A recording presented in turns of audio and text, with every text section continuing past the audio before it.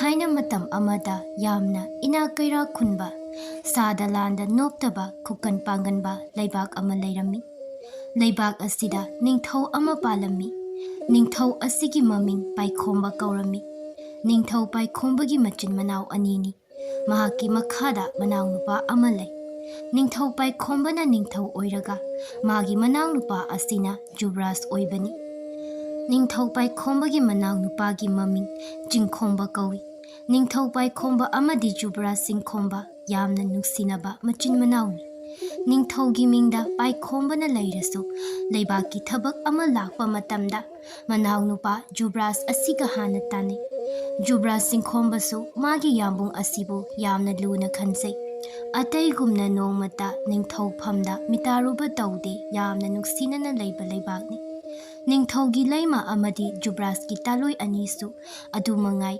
magi nupana makhoibu yamna luna chana thambi magi mapur oibana luna tauri mati makhoisu magi mapur oibabu isormakni haina khanduna thaugal tawi mau anegi maraktasu yengthina balaite ka hena nuksine animak atopa leibak amamamgi Rajkumari ngaktani hausi amuk pulap punna konong amada leima oiminnabani adubu makhoi anida chauthokpa napal kaba haibasi amata leiramdi nongmata sel thum sanalupa amadi mit thakpa leitengda ahen athoi tanarubasu leite asok yamna nuksinana leiba konong asigi awaba amadi leiri madudi ningthau paikhomba mamita macha amata udi nupa natrasu nupi oiradi amatang yaurabadi haina akhang ahi kaya ama yengi adubu makhoigi mamita macha amata u haina tamlamdri Jubraj ki macha yawi ahanba yawba macha asi nupini ningthau paikhomba macha nupi ahanba pokpa asi mahak yokjagi haiduna chingkhomba hai chingkhomba su kanana ti khanbana ihan hana phangba macha asibu mayamba ningthau paikhomba da pithoki chap manai konung ama khakta da leigani supnatagi angang ado ningthau paikhomba gi manakta thamgani haiba khaktani ningthau paikhomba amadi leima yamna harauki macha asibu makhoina yamna luna tauki macha nupi asigi ming makhoina Laija haina kaurami makhoina Laijabu kayamuk yamna luna tawi haibagi matik mahakna numit khuding setliba phi ado sana amadi mani mukta kaya haptuna leitenglibani macha asibu sangomna irului lainadagi suhena thotna phamungda tumhalli sanagi pukhamda nuti numit khudingi mahakna chaningba mathel adum pizai Laija piklingaidagi hauna apamba ama fangdabagi nungaitaba haibasi mahak karino haiba khangdi mama mapana thina ngangbagi nungaitaba su phaude kanagumba amagi awaba asi mahak uba yamna wana thoi konungda thabak subi nupina amana amada imungi awaba wari saba adu khakta tai masina mangonda kari phauramgani kaisu phaude matam khara lairaga Jubraj singkhomba su machanupa ama phangjarami matamgi matung inna Laija mapung marei phari Laija asi sanalupa mani muktana leiteng oiba phirol ayamba matamda setli amadi hogdoklaga sana machugi phirol adumak setpa maramna mahak asibu miyamna sana phi setpi Rajkumari haina khangnarami matamgi matung inna Laija lesabi phari masang mataunaga phajari sana kupagi oiba mani muktadana amukka leitenglaba adudadi magi phajaba adu amukka hena hengatli kanagumba khangdaba misak amana ahanba uba matamda lairimbi ama konungda leiri haina ningthauda soidana wakatkani masak matau phajari matik atopa leiba kayagi Rajkumar kayana mabu taloi oibiu haina haijaba lai adubu Laijana yadi masi mahakna masak phajari haina pongluba natti phana yamna khungkan panganba leibak oirasu mahaki thamoina pamde haiduna harauna nungaina leiba phangoi haibasi mahaki wakhalni mani mukta marakta onna thoina chauthokpa mana karigi arang arakta amu mit thakluni sanalupa nungaiba piba ngamba natti maram asina Laijana mana nungaiba mafam thijabani mahakna Rajkumar Singh asibu yadabagi khwaidagi chawba maram amalai madudi ningthau paikhomba leibaki oina lanmi khudingmakki luchingba oiriba nupa asigi phibam murti chumba kulay kuchu oiba nupa amani haiba noptaba thangda tada mahai masing wadraba macha nupa ama khaklei masi mahakna lona khanjai mahaki thamoina lona khanjabani masi mahakna manai achanbida phauba haidokpa natti nupa asigi maming lamnganba kawi asuk yamna sel paiba asuk yamna chawba leibak asibu ngakliba yeknaba kayadagi kalliba makhoigi leibakna niyom kaiba maongda khongkap ama phauba thangsin handa leibak asibu chiksinna ngakliba adukumba lanmi luchingba adugi ina singli khudingda chelaba langambani mapadagi mana noppa natti masana mahai hairi matik thaukulon ngakna sati thang amadi ta asigumba mahai singsi tambada khwaidagi hena maru oiba asi thaugalon haiba asini langambagi masada lairiba thaugalon mama laibakbu nuksiba amadi nupi angangbu thak wangna thamba asina mahakna ngasi phauba chatluba mafam khudingda mai paklakpani haiba oiba yai langambagi mama asi suyamna phai maitai nupi ama oibagi niti niyom ningthina ngakpa nupini macha mawabu awangbu thakta thammi machada matam chuppada afabada tai macha mawada nongmata amangba thabak tawhande nongmata ahenba ama pamluba sulaiti masak matau hairasu macha pakhang pharaba asi phauba mata lai haularen gumna leirini Rajkumari Laija langambagi mamagi maong phajana khangi mahaki mamagi maong aduga mahakadi yamna thina khetnari nupi oiradi nongmata chakhom changduna khabai paidaba nupini langambagi mamana magumba ama mamau oina lausinbadi khak pamba haunati adubu mahak ningthaugi macha nupini ningthauna yathang ama tauthaba matamda makhoina kari haiba ngamgani asisu laijana kachin amada thuplaga thamliba wakhalon atuni Laija magi lairiba kagi thongnau manak aduda thamliba lei gamla adugi manakta leplaka thongnau-dagi konungda makharom thangba apakba lampak oikai oi tauba mafam aduda khulai orairaga leiba langamba bu yengi onthokphagi phiba murti chumlaba langambada hakchang phaiba uba phurit adu litlaga ama ani ahum haiba khongthang aduga tang chanana thangiba thangi thogolon adu yengba kayadi nungairi asida natana makhoi masen amaga lambaba pamdaba langambagi khutha manga phadana mitna kupada mayoknariba lanmi ama maithi hankri adugi matung lanmi singna ten paiduna moibung amuk khongbada kapsin khiba tensei maru singdu angakpani aduki matik yamkri madudi langamba mana ten maru leithoklaga kakpa adu langambagi khutu mayek sengna udi amadi kapa tenjai sing asi mapak upak adugi mayaida koliga angangba machu sangliba aduga loina pali tawriba matau aduda laisa khakta natana atopa nupi kayagi thamoibu chingsinba ngambagi maongni lairiba atopa lami singdusu mit kuptaba makhai yengne laisa mana momon tawna langambagi matau yengi magi manai achanbina mabu tunglomdagi kawrai machaibema Laija adu mamit adu sunghong hongdana maithongda momon tawduna adu makhomlai hayu tasi macha ibema ining thongna amukta la uhaiduna takpiri Laija hongningda mifam adu hongaga nupi adu da yenglai chatlasi asi hairaga amuk hanna thongnau adu da yenglamlaga magi manai nupi adu ka thoglai makhong adu yangna thangduna mapa ibungo ningthogi manakta lai Ningthau amadi laima karigumba khara chanaba tawri chabadi natti tawriba adu wari sanaba romda henna namna chatli Laija kari wari saribanu haiba tasiludi changsillaga makhoina phamliba adugi manakta masu phammi ipana wa amata khanasi haidana kaubani Laija magi mapada onsillaga hangi kari wanu pabong Thoisana nangsi laisabi mapung phari yum kai panba matam chari laiba kayagi Rajkumar kayanasu isabu piyu hai ipagi wakhaldasu nangna makhoi mayam asidagi apamba ama khalhanningi isana kai khaliba haido hekta hairo mapa ibungogi wado Laija khumdi mama laimana amuk hairi hayu isana pambado karino haibado aikhoida hayu nangna pamliba adugi makha pona aikhoina thabak tawgadoini Laija ngaihak tumin leiraga hairi ima babung aigidamak laiba Rajkumar singh asidagi natrabadi nachagi punsigi khongloi khanba asi yadabra machagi wa aduda mapa ningthau adu noklaga paukhombirai Kaigi yadani isana pambado aduni ipana tawdusi. Rajkumar oigera oiroira madu aingonda mathau tadini. Isana pambado adum hayu. Isana pamba adu piradawni. Laimanasu machagi makokta nanthabira aga hairei. Isana pambado karino haibado aikhoida sengna hayu. Isana pamba aduni aikhoina tawgodawriba. Laisa tapna wa ngangba haurei. Ima babong aina khansaba amadi lei. Ningthona hayu. Mahakto aikhoigi lanmigi luchingba asigi machanupa langambani. Machana laima amadi ningthauda kirup yenglaga ngangliba adu uraga ningthau adu khangnok nokthorei.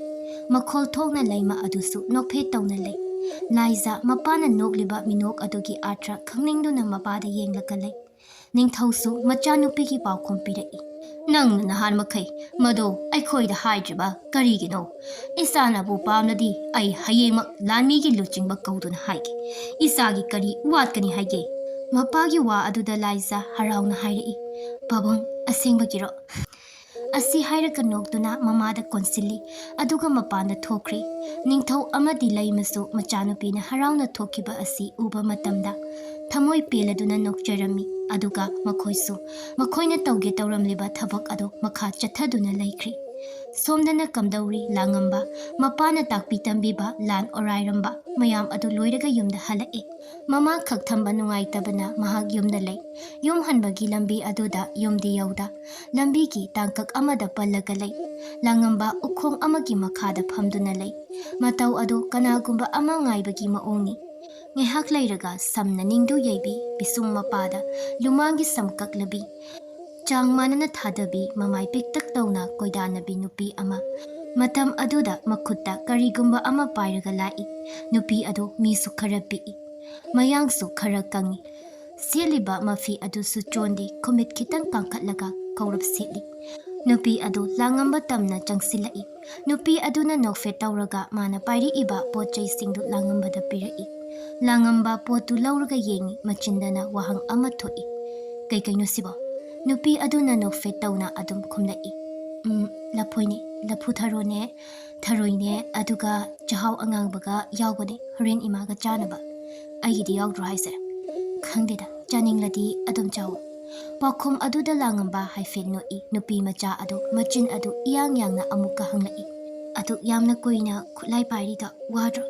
Koina paiganu nasawaraga amuk naradi kalliba mayamda amuk loina chonsakisani. Langamba noglaga adum khumlai. Lapoi pibinaba nanglai sidi. Warasu lapoi sarati wabapai. Phani nang. Langamba mana purakpa laihau lairendu nupi aduda pirai. Se konongdagi purakpani. Nupi adu harauna lai adu lausali. Aya phajaye. Asi hairaga manam amuk nami. Ai thetkiko. Asi khak hairam laga laihau amana nachum oina thesinkri aduga lemba khara aduna sam aduda thechili. Tanza aduda lapna nupi macha amana kaurei. Chanu changasila o. Nupi adu langambada onsilai. Ado ai changage ko. Adum phajana yum yawnaba chalo. Hoi. Langamba asi hairaga laihori nupi adudi langambada hanna yengduna langambagi miyeng mangna lankri. Nupi adu atai kananati langambagi thamoibu joy tawduna langambagi thamoi magi kudumda paisin krabi. Langamba mangondana kabok laikumna thotlabi. Langambagi na thawai chanuni. Langamba chanuda haifit yengi aduga masu mayum tamna lai. Machanupana chana thaknaba mayam ama purakpa aduda langambagi mama adu nuklaga hanglai. Is sahaw yawriba asidi imauna pirakpa mankreda. Mani chanuna imagine na hapokpani. Langamba mama adu noi imong animak ikhangda khangaraba waphamni. Chanugi imongsu sel thum ka hena paiba natrasu ahalaman gyan taba. Yamna laibak macha taba oibana langambagi mama mapana su yabani. Asigi mathakta chanu langambagi mama asidagi tadana thawgalon masak khangba thabak inkhang haiba nupini.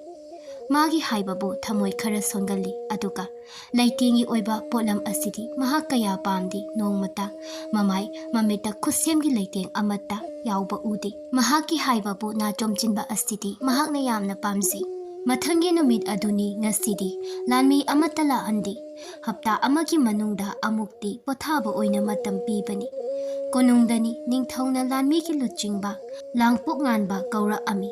Langpok ningthꯧgi mamangda changsilli. Ningthौ ado darbar natte ningthौgi kadani langpokpu kausilliba ado. Ningthौna maga mayoknaba phampham aduda khut haifet thillaga hairei. Lengsinbiyu oza phambiyu. Langpok ngangba noglupa matau utli aduga ningthौgi mayoknaba phampham aduda phamthai. Manai ama laktuna langpokki mangda leiriba chanaba mayamdu langpok ngangbagi oina tongana chanaba semi. Ningthौ aduna hairei. Oza chanaba singdo amukta lauspisi. Yani iningthौna pamliba apamba ado karino haibado adumak haibiyu. Oza chananaba singdo hana amukta lausanbiyu. Makhoi adu atopa wari khara sai. Langpok ningthौna piriba chanaba adu khara chari. Phanayamna kuina atopa maramgi wari sanai. Adugi matung ningthौ adu wa tapna haudoi. Oza aina ngasi haigadawriba ase. Aisu taret tara thokna khallaba matamda aisu haizaribani. Aduga ozana yabigani haibasu asisu ai thajabasu thamjari. Apamado karino haiba hekta takpiu iningthौ. Ningthौ wadu haiba haurei. Oza aigi ichanupi ase luhong khongdongba matam yausilai. Laiba kayagi Rajkumar kaya amanasu aigi ichabu piyu haiduna lai. Adubu aigi icha asina makhoibu amatta yau haiba yadre. Aigi ichana khanjaba nupa amacha amakhakle. Nupa ase langambani oza. Ainasu aigi ichagi ningba ase thunghallagi haina lepi. Adubu mase aigi wakhal khakna yagadaba natte. Langpok wa amata ngangdi ningthौ aduna makha tana hairei. Wa se ai amadi aigi inaw nupagi oina suyari. Wa liba haibabu langpok magi wakhalon khakta ngairi. Langpok tapna hairei. Iningthौ wafam ase ai ha khaktana lepchaba ngamlu. Wa ase aigi ichagi wafam amasu tadaba yaroi. Amadi mamagi wakhalsu aina tadaba tangai phadi. Aduna ai matam kharadi khanjakhige. Ningthौna nangna launingba matam laubada aina athingba leite. Taubadabu nangna pirakkadawriba pakhum adudi phajagani haina aina thase. Langpok wa ngangdi chalukhige haina hairamlaga ka adudagi thoglai.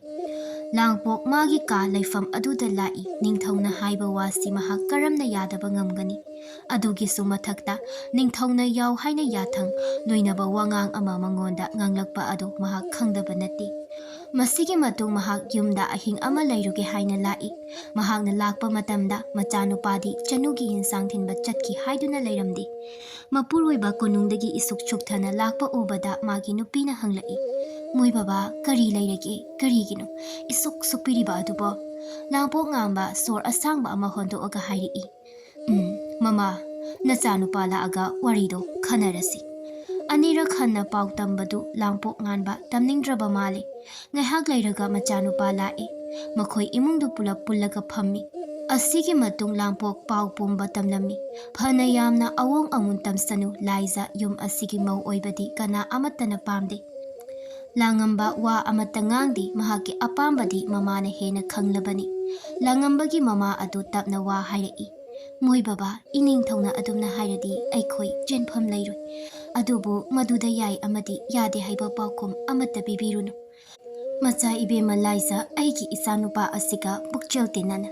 Tung koina chatpa yagadra haina makhoibu matam khara yengsi haibi. Aduga nangsu wafam khudingmak chanuda arotpa amata thamdana hayo. Aduga magidamakta aikhoi mayam leiri haiduna nangna khara wari saru. Masidi supnatagi para ama tambibagini.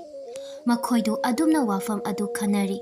Lampokna matha saramba adu kokli numit adudi mana thongba hinsang ahauba matheldu charaga mahak pothakri.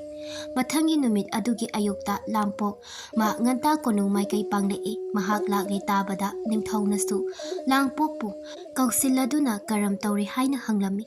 Lampok magi nupiga ngarang sakhiba adugi makha ponna wasingdu hairi.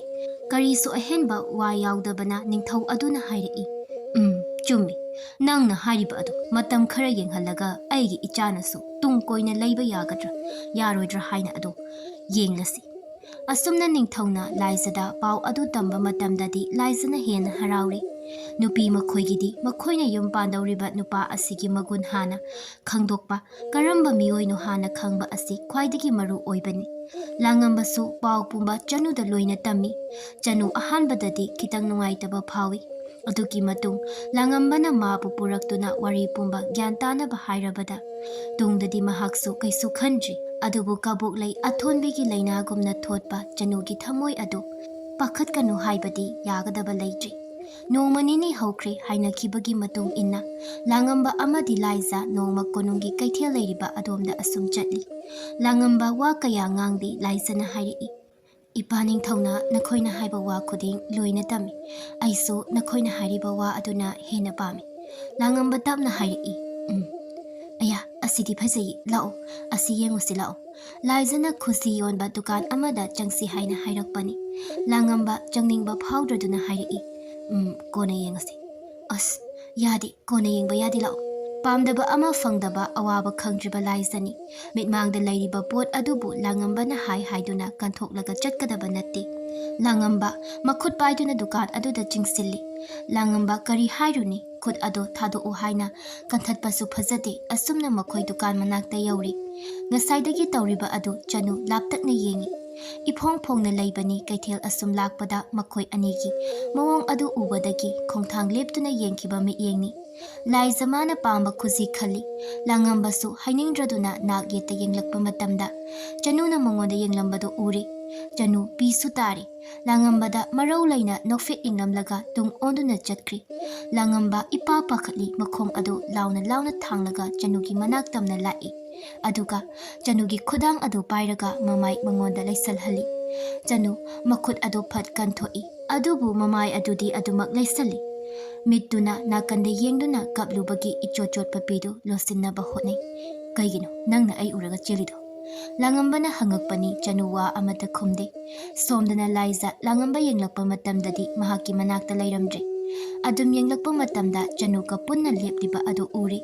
Pairamba khuzi adu tapna thamlamlaga mahaksu. Makhoigi manakta changsili mahak lakpa adu chanuna ui. Mamai haifet laithoi Laija langambabu tungda kaurei. Aina somda thiri mana kanano. Wai asigi paukhum laiti langamba wa amata khumde chanu tapna hairei. Ai satlukigi. Asi hairaga tung onthoktuna chatkri Laija hanjina hairi.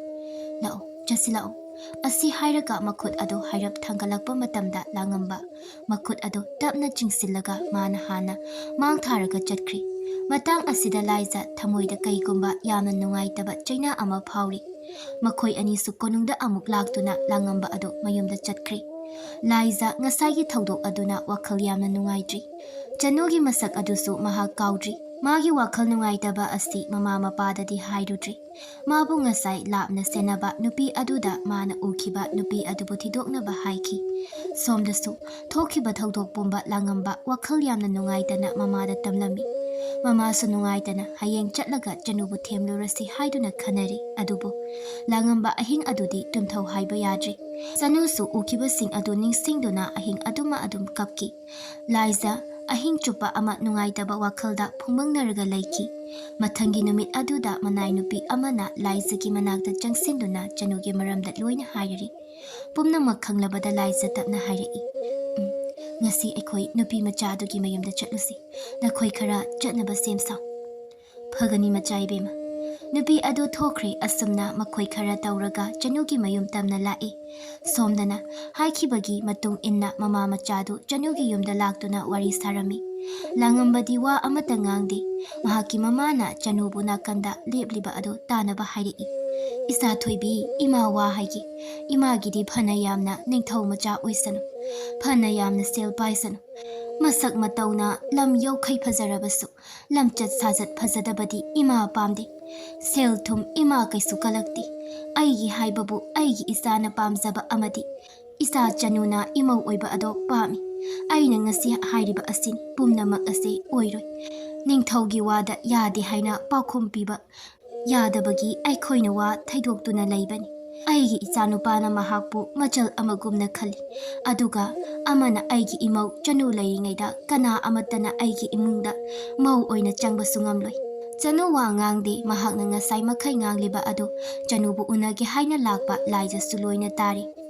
ꯃꯍꯥꯛꯁꯨ ꯉꯁꯤꯗꯤ ꯂꯣꯏꯅ ꯈꯪꯂꯤ ꯊꯃꯣꯏ ꯑꯗꯨ ꯃꯆꯦꯠ ꯇꯥꯅ ꯀꯥꯏꯔꯤ ꯃꯊꯥ ꯁꯥꯅ ꯐꯝꯂꯤꯕ ꯂꯥꯡꯉꯝꯕꯗ ꯌꯦꯡꯉꯤ ꯃꯇꯥꯡ ꯑꯁꯤꯗ ꯀꯞꯄ ꯇꯧꯗ ꯊꯃꯣꯏ ꯀꯥꯏꯔꯤꯕ ꯑꯗꯨ ꯂꯣꯠꯁꯤꯜꯂꯒ ꯅꯣꯛꯐꯦꯠ ꯇꯧꯔꯛꯏ ꯑꯗꯨꯒ ꯀꯧꯔꯛꯏ ꯏꯃꯥꯁꯨ ꯂꯩꯕꯤꯔꯝꯃꯤꯗꯅ ꯃꯈꯣꯏꯁꯨ ꯂꯥꯏꯖ ꯂꯥꯛꯄ ꯎꯔꯤ ꯍꯔꯥꯎ ꯍꯔꯥꯎ ꯀꯧꯁꯤꯟꯗꯨꯅ ꯐꯝꯍꯜꯂꯤ ꯂꯥꯏꯖ ꯅꯣꯛꯐꯦꯠ ꯇꯧꯅ ꯉꯔꯥꯡ ꯑꯉꯥꯡ ꯑꯁꯤꯅ ꯀꯞꯂꯒ ꯍꯟꯈꯤꯕ ꯑꯗꯨꯗ ꯀꯔꯤꯒꯤꯅꯣ ꯈꯪꯅꯤꯡꯗꯨꯅ ꯂꯥꯛꯄꯅꯤ ꯑꯩꯒꯤ ꯃꯔꯝꯅꯅꯤ ꯍꯥꯏꯕꯗꯤ ꯑꯩ ꯉꯁꯤ ꯈꯪꯉꯤ ꯋꯥꯍꯩ ꯑꯁꯤꯗ ꯄꯨꯝꯅꯃꯛ ꯆꯜꯍꯟꯈ꯭ꯔꯤ ꯃꯈꯣꯏꯒꯤ ꯃꯔꯤ ꯑꯗꯨꯗ ꯑꯩ ꯌꯦꯠꯅꯤꯡꯗ꯭ꯔꯦ ꯍꯥꯏꯕ ꯑꯗꯨ ꯐꯖꯕꯤ ꯂꯣꯟꯗꯥꯗ ꯍꯥꯏꯕꯅꯤ ꯃꯈꯣꯏꯁꯨ ꯑꯇꯣꯞꯄ ꯋꯥꯔꯤ ꯈꯔ ꯁꯥꯟꯅꯩ ꯂꯥꯡꯉꯝꯕꯗꯤ ꯏꯉꯛ ꯉꯛꯏ ꯑꯗꯨꯕꯨ ꯉꯛꯄ ꯑꯗꯨꯗꯒꯤ ꯊꯃꯣꯏꯗ ꯐꯥꯎꯔꯤꯕ ꯍꯔꯥꯎꯕ ꯑꯗꯨꯅ ꯍꯦꯟꯖꯤꯟꯈ꯭ꯔꯤ ꯑꯁꯨꯝꯅ ꯂꯥꯏꯖꯅ ꯃꯥꯒꯤ ꯂꯨꯍꯣꯡꯕꯒꯤ ꯋꯥꯐꯝ ꯑꯗꯨ ꯅꯥꯀꯟ ꯑꯃꯔꯣꯝꯗ ꯊꯝꯈ꯭ꯔꯒ ꯆꯅꯨꯗ ꯏꯅꯝꯃ ꯍꯥꯏꯅ ꯀꯧꯔꯝꯃꯤ ꯂꯥꯏꯖ ꯀꯨꯏꯅꯗꯤ ꯂꯩꯔꯝꯗ꯭ꯔꯤ ꯀꯨꯏꯅ ꯂꯩꯔꯗꯤ ꯐꯨꯡꯒꯠꯂꯛꯄ ꯃꯌꯥꯝ ꯑꯗꯨ ꯂꯣꯏꯅ ꯐꯨꯗꯣꯔꯛꯑꯅꯤ ꯃꯍꯥꯛ ꯀꯣꯅꯨꯡ ꯇꯝꯅ ꯂꯥꯛꯏ ꯀꯣꯅꯨꯡ ꯌꯧꯗ꯭ꯔꯤꯉꯩ ꯂꯝꯕꯤꯗꯒꯤ ꯍꯧꯈꯤ ꯃꯍꯥꯛꯅ ꯄꯦꯟꯅ ꯀꯞꯄ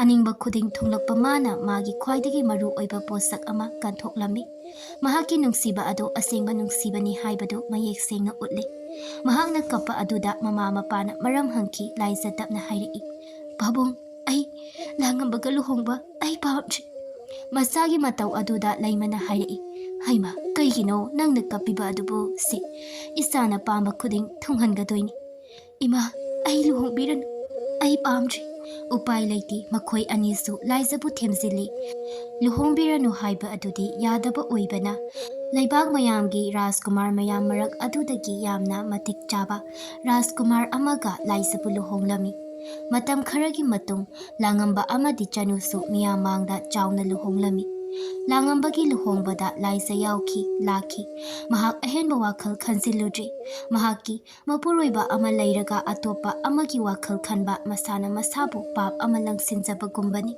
ꯃꯍꯥꯛꯁꯨ ꯍꯔꯥꯎꯅ ꯃꯈꯣꯏꯒ ꯋꯥꯔꯤ ꯁꯥꯏ ꯂꯥꯏꯖ ꯐꯅ ꯌꯥꯝꯅꯗꯤ ꯍꯣꯡꯂꯤ ꯍꯥꯟꯅꯒꯨꯝꯅ ꯒ꯭ꯌꯥꯟ ꯇꯥꯗ ꯏꯉꯥꯎ ꯉꯥꯎꯅ ꯂꯩꯕ ꯑꯗꯨꯗꯤ ꯑꯣꯏꯗ꯭ꯔꯤ ꯃꯤꯒꯤ ꯊꯃꯣꯏ ꯃꯁꯛ ꯈꯪꯕ ꯍꯧꯔꯤ ꯃꯤꯒꯤ ꯅꯨꯡꯉꯥꯏꯇꯕ ꯃꯁꯥꯗ ꯐꯥꯎꯔꯤ ꯑꯩꯅ ꯄꯥꯝꯂꯤꯕ ꯄꯣꯠ ꯑꯁꯤꯅ ꯀꯅꯥꯒꯨꯝꯕ ꯑꯃꯗ ꯅꯨꯡꯉꯥꯏꯇꯕ ꯄꯤꯒꯗꯧꯕ ꯑꯣꯏꯔꯗꯤ ꯑꯩꯒꯤ ꯑꯄꯥꯝꯕ ꯑꯗꯨ ꯐꯪꯗ꯭ꯔꯕꯁꯨ ꯌꯥꯏ ꯍꯥꯏꯕꯁꯤ ꯃꯥꯒꯤ ꯋꯥꯈꯜꯅꯤ ꯂꯥꯏꯖꯒꯤ ꯃꯄꯨꯔꯣꯏꯕ ꯑꯁꯤꯁꯨ ꯌꯥꯝꯅ ꯐꯩ ꯃꯍꯥꯛꯁꯨ ꯌꯥꯝꯅ ꯑꯋꯥꯡꯕ ꯊꯥꯛꯇ ꯊꯝꯃꯤ ꯆꯅꯨ ꯑꯃꯗꯤ ꯂꯥꯡꯉꯝꯕꯒꯤ ꯄꯨꯟꯁꯤꯗꯁꯨ ꯑꯌꯦꯠ ꯑꯄꯟ ꯂꯩꯇꯅ ꯅꯨꯡꯉꯥꯏꯅ ꯄꯥꯟꯈꯤ ꯑꯁꯨꯝꯅ ꯃꯤꯄꯨꯝ ꯈꯨꯗꯤꯡ ꯃꯥꯒꯤ ꯅꯨꯡꯉꯥꯏꯕ ꯄꯨꯟꯁꯤ ꯑꯃꯃꯝꯗ ꯄꯥꯟꯈꯤꯔꯝꯃꯤ